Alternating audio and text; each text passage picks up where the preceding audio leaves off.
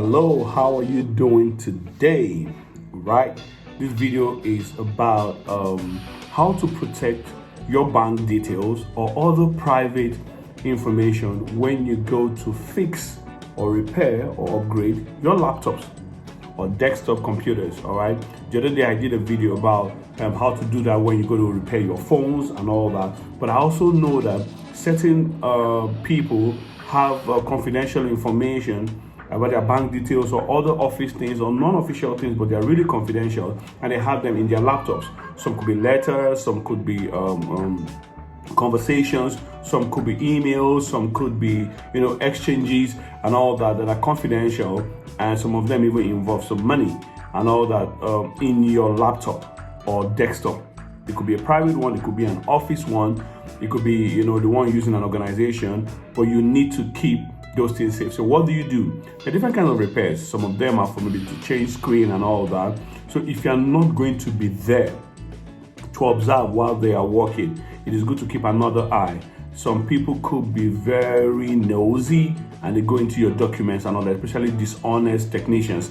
They go into your files and stuff to see one or two things that are there. So it's better you keep an eye on them. But secondly, a lot of people fall prey to this. Maybe your computer crashed and you maybe changing your hardware. You're changing hardware like your hard drive or stuff like that. All right. When they change your hard drive, maybe your HDD, your hard drive, so many times they put a new one. A lot of people, they just ask, Oga, give me this other one or leave this other one behind. Do not leave it behind. Take the fixed one or the broken one. Ensure that it's the same one that was there before you left. You can even take the serial number so that it's not swapped. Because sometimes those things can be repaired. They could be juggled up and fixed. And if they're running another computer or a reader, they can see all the information you had in your hard drive. It may have been condemned, but some of those hard drives can run for 1 or 2 days extra.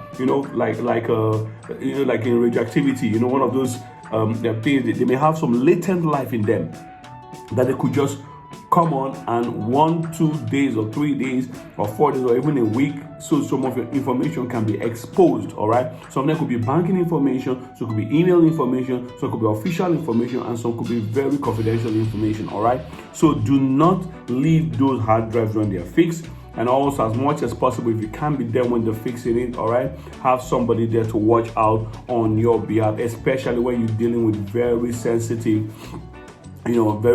data or very sensitive information, like your personal computer, like your office computer or your organizational computer, or computer used in certain projects that are maybe classified and all that. You need to be really careful. That's why many times, many offices, they bring the repairers or technicians to come do the work at their office premises, so that things don't go out. So you get that, you understand that now. Because somebody could say, you can just carry it to the repairers and they'll fix it there, but there's so much more than just taking it there.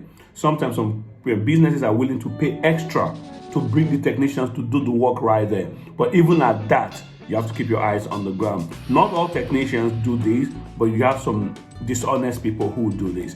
Just the same way you wouldn't leave your house open for a stranger to come fix your fridge or stuff and there is nobody watching and all that. In the same way, you can manage this. All right. So this is how to keep, one of the ways to keep your bank details, your privacy details safe when you go to fix your laptop or your desktop, either for personal use or official use. All right, so stay work on this, or stay work on this.